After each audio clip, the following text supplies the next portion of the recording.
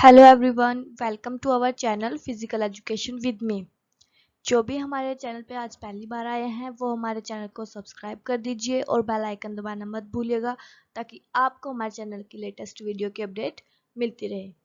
तो आज हमारा टॉपिक है इम्प्रूवमेंट मेथड ऑफ स्ट्रेंथ। इससे पहले हम स्ट्रेंथ कर चुके हैं कि स्ट्रेंथ क्या होती है, ठीक है, एंड टाइप्स ऑफ स्ट्रेंथ भी हम सभी कर चुके हैं। मैंने उसका लिंक डिस्क्रिप्शन में दे दिया है और कार्ड में भी डाल दिया है, आप देख सकते हैं।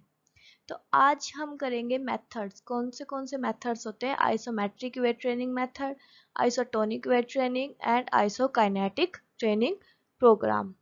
चलिए स्टार्ट करते हैं। सबसे पहले हमारा फर्स्ट क्या है कि इम्प्रूवमेंट मेथड ऑफ स्ट्रेंथ में सबसे मेन मेथड है जब हम बोलते हैं वेट ट्रेनिंग मेथड, ठीक है। सबसे पॉपुलर मेथड है ये वेट ट्रेन मतलब स्ट्रेंथ को इम्प्रूव करने के लिए सबसे पॉपुलर मेथड है। जो वेट ट्रेनिंग मेथड है वो डिपेंड करता है हमारे मसल कॉन्ट्रैक्शन पे। किस पे डिपेंड करता है? मसल कॉन्ट्रैक्शन पे। एंड मसल कॉन्ट्रैक्शन क्या क्या होती है? Isotonic, isometric, isokinetic contraction. तो हमारा फर्स्ट मेथड है आइसोमेट्रिक वेट ट्रेनिंग प्रोग्राम। ये किस पे बेस्ड होता है? आइसोमेट्रिक कॉन्ट्रैक्शन में। आइसोमेट्रिक, ठीक है, एम है यहाँ पे। आइसोमेट्रिक है मतलब नो मूवमेंट, नो मूवमेंट, यहाँ पे कोई मूवमेंट दिखाई नहीं देगी, ठीक है, यहाँ पे कोई मूवमेंट दिखाई नहीं देगी। तो इन्वेंट बाय हैट्रिंग एंड मूलर। किसने इन्वेंट किया था? हैट्रिंग एंड मूलर ने इन्वेंट किया था 1953 में। Then drive from Greek word isos, ठीक है। आइसोस का मतलब होता है सेम एंड मेट्रॉन का मतलब होता है साइज। मतलब हो गया इसका सेम साइज, मतलब ना तो मसल का साइज बढ़ेगा और ना ही कम होगा। when the force application is against the maximum resistance or immovable load on a particular angle, ठीक है। मतलब फोर्स अप्लाई करेंगे अपनी मैक्सिमम रेजिस्टेंस के अगेंस्ट। मैक्सिमम रेजिस्टेंस मतलब प्रतिरोध, और इमूवेबल लोड, जो लोड क्या होगा? इमूवेबल होगा ऑन अ पर्टिकुलर एंगल, एक पर्टिकुलर एंगल पे। मतलब अगर हमने जब एक अपना पर्टिकुलर एंगल बना लिया अपनी बॉडी का या अपने हैंड का, उसके बाद हम उसको चेंज नहीं करेंगे। Contract on a particular angle है, सेम चीज है, पर्टिकुलर एंगल पे कॉन्ट्रैक्ट करेगा। इसमें क्या होगा? हमारा लोड क्या होगा? हमारा फिक्स होगा, और हमारा जो एंगल होगा बॉडी का वो भी क्या होगा? फिक्स होगा। और आइसोमेट्रिक मेथड है जो हम यूज करते हैं, ये किसको इम्प्रूव करता है? मैक्सिमम स्ट्रेंथ को, ठीक है। मैंने आपको बताया था स्ट्रेंथ कितने टाइप की होती है? 3 टाइप की। Maximum strength, explosive strength and strength endurance. Maximum strength में क्या था कि act against resistance with full effort. किसके साथ? फुल एफर्ट के साथ। एंड एक्सप्लोजिव स्ट्रेंथ में क्या बताया था? स्ट्रेंथ प्लस स्पीड, मतलब act against resistance with full speed. And strength endurance में था strength plus endurance. Act against resistance in the condition of fatigue, because endurance क्या होती है? Work in the condition of fatigue. Used in more combative games, combative games में ज्यादा use होता है। Combative games like boxing, wrestling, judo etcetera. फिर बात करते हैं हम एडवांटेजेस ऑफ आइसोमेट्रिक। एडवांटेजेस क्या है? देखिए, हमें इसके लिए ज़्यादा स्पेस की ज़रूरत नहीं है, लिटिल स्पेस चाहिए। Use for general strength, generally हम जो हमारी जनरल स्ट्रेंथ है उसके लिए भी यूज़ कर सकते हैं। इसके लिए हमें नो इक्विपमेंट कोई नहीं चाहिए, टाइम भी कम चाहिए। और use for rehabilitation process.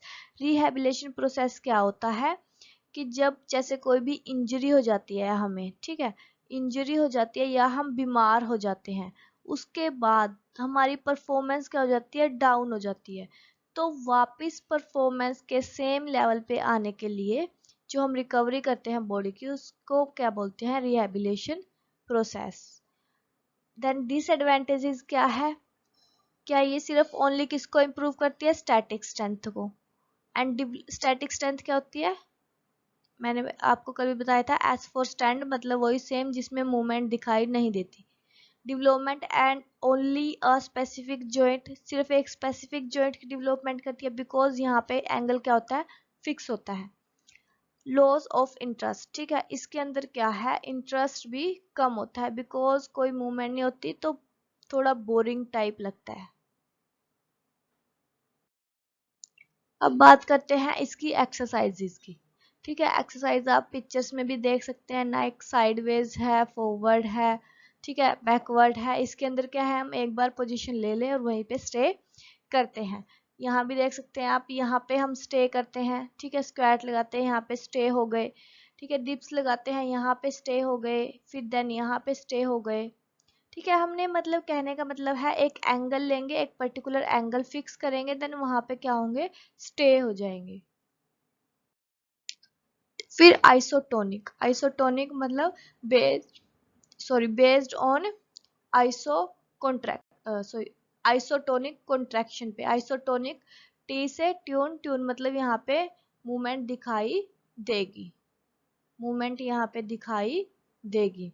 In this exercise, one muscle group contract and the opposite relax, during which the muscle change its length. Yes, इसके अंदर क्या है, अगर एक muscle of group contract कर रहा है तो दूसरा क्या करेगा, उसको relax करेगा, ठीक है। जैसे हमारे बाइसेप्स, जब हम बाइसेप्स की एक्सरसाइज करते हैं, बाइसेप्स जब कॉन्ट्रैक्ट करती है हमारी मसल, तो हमारी जो ट्राइसेप्स होती है वो क्या करती है, रिलैक्स करती है। Use additional and external load, ठीक है, हम इसके अंदर एक्सटर्नल लोड इंक्लूड कर सकते हैं। Force application for short duration, ये शॉर्ट ड्यूरेशन के लिए फोर्स अप्लाई की जाती है। Force application with moving load, किस लोड के साथ, moving load. The muscle contraction और रिलैक्सेशन अगेन एंड अगेन, बार बार मसल क्या होती है, कॉन्ट्रैक्ट होती है, देन रिलैक्स होती है, कॉन्ट्रैक्ट होती है, रिलैक्स होती है, जब तक हमारी रेपिटेशन चलती है तब तक ये प्रोसेस चलता है। यूज फॉर हाइपोट्रोफी, हाइपोट्रोफी के लिए यूज की जाती है। हाइपोट्रोफी मतलब हमारा जो मसल साइज है वो क्या होना, बढ़ना, ठीक है, मसल साइज इंक्रीज होना।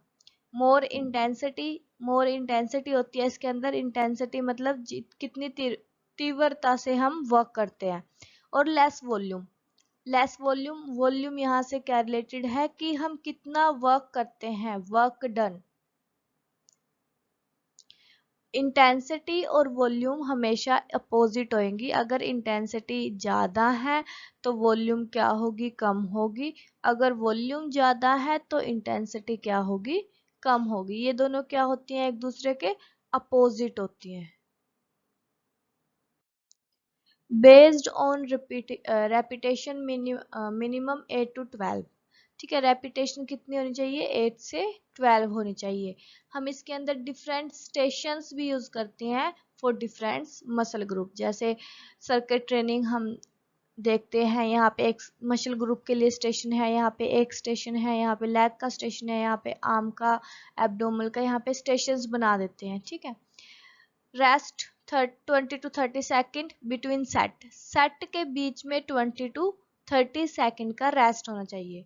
Take first phase of recovery, first phase of recovery क्या होती है इसके अंदर, जैसे हम जब भी कोई एक्सरसाइज करते हैं बोलते हैं रिलैक्स योर आर्म्स, ठीक है, और shake your thighs, shake your legs, ठीक है, सिर्फ नॉर्मल सी रिकवरी। इंक्रीजिंग एक्सप्लोजिव स्ट्रेंथ, ये कौन सी स्ट्रेंथ को इंप्रूव करती है, एक्सप्लोजिव। एक्सप्लोजिव स्ट्रेंथ कौन सी, speed plus strength, speed plus strength. When do for long duration also improve strength endurance, ये अगर हम इसको लॉन्ग ड्यूरेशन के लिए करें, ठीक है, अगर सेट को हम बढ़ा के 12 से बढ़ा के 16 कर दें, ठीक है, और सेट को भी बढ़ा दें, लॉन्ग ड्यूरेशन के लिए हो जाएगा, तो ये स्ट्रेंथ इंडोरेंस को भी इम्प्रूव करेगी। और किसने इन्वेंट की थी ये, डी लोर्मी इन 1954, डी लोर्मी इन 1954। देन इसकी एडवांटेजेस क्या होती हैं, ये किसको इम्प्रूव करती है, एक्सप्लोजिव स्ट्रेंथ को, ठीक है, एक्सप्लोजिव एंड इंडोरेंस स्ट्रेंथ को। एक्सप्लोजिव बताई थी जब शॉर्ट ड्यूरेशन के लिए करेंगे तब एक्सप्लोजिव, जब लॉन्ग ड्यूरेशन के लिए करेंगे तब इंडोरेंस। और डायनेमिक स्ट्रेंथ सेम होगी हमारी, डायनेमिक स्ट्रेंथ तीनों स्ट्रेंथ आ जाएंगी इसमें, maximum strength, explosive strength and strength endurance. और ये हमारी किसको भी इम्प्रूव करती है, फ्लेक्सिबिलिटी भी इम्प्रूव करती है, बिकॉज इसके अंदर क्या है, एंगल अगर एक बार कॉन्ट्रैक्ट कर रहा है तो एक बार क्या हो रहा है, रिलैक्स हो रहा है। डिसएडवांटेजेस क्या होंगी, इसके अंदर हमें इक्विपमेंट्स की नीड होती है, हो सकता है वो किसी के लिए एक्सपेंसिव हो सकते हैं, चांसेस ऑफ इंजरी ज़्यादा होती है अगर हम इक्विपमेंट का प्रॉपर यूज़ ना करें, हमें प्रॉपर यूज़ करना ना आता हो तो उसके अंदर हमारी इंजरी के चांसेस बढ़ सकते हैं। एक्सपेंसिव भी हो, यस, जो वेट ट्रेनिंग के इक्विपमेंट्स आते हैं, डंबल हो गए, बारबल्स होगी, ये क्या होते हैं, एक्सपेंसिव होते हैं।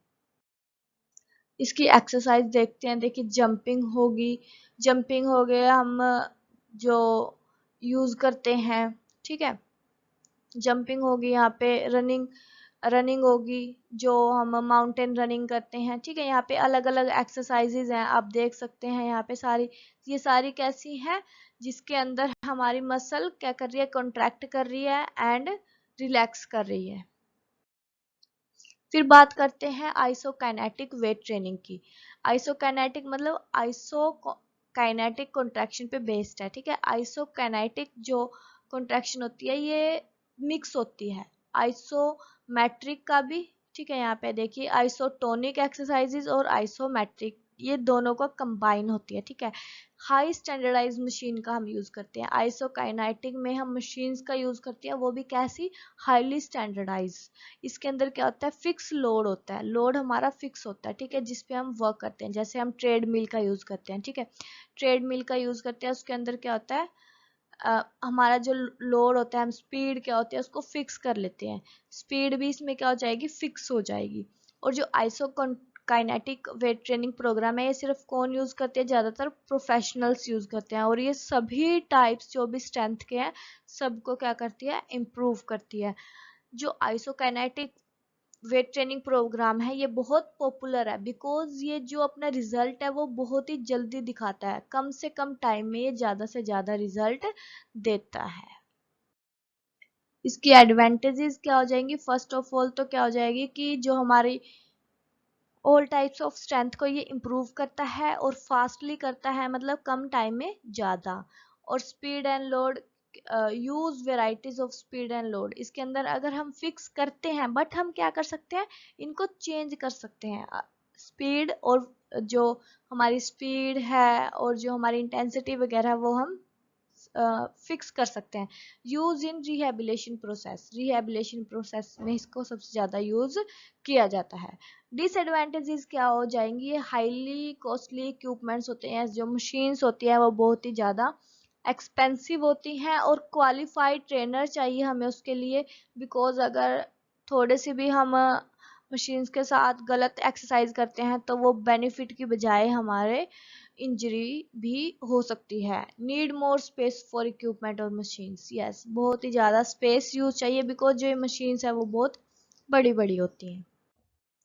इसकी एक्सरसाइजेज देख सकते हैं आप यहाँ पे, जैसे पुशअप्स 30 kg विद लेग्स, ठीक है, लेग कर्ल होते हैं जो ये, ठीक है, ये सारी मशीन्स पे एक्सरसाइज हो रही है, आप मशीन्स देख सकते हैं, ठीक है, ये सारी एक्सरसाइज क्या है, आइसोकाइनेटिक है। होप आपको ये जो लेक्चर है आज बिल्कुल अच्छे से समझ आ गया होगा। तो अगर वीडियो अच्छी लगी है तो लाइक करना मत भूलिएगा और अपना कमेंट के अंदर अपना फीडबैक जरूर दीजिए, बिकॉज आपका फीडबैक हमारे लिए बहुत ज़्यादा जरूरी है, ठीक है। लाइक कीजिए, शेयर कीजिए, और अगर किसी ने अभी तक सब्सक्राइब नहीं किया है तो सब्सक्राइब कर लीजिए, और last and important Telegram channel join कर लीजिए, वहाँ पे आपको हर वीडियो की PDF प्रोवाइड की जाती है। Thank you so much, learn together and start from now.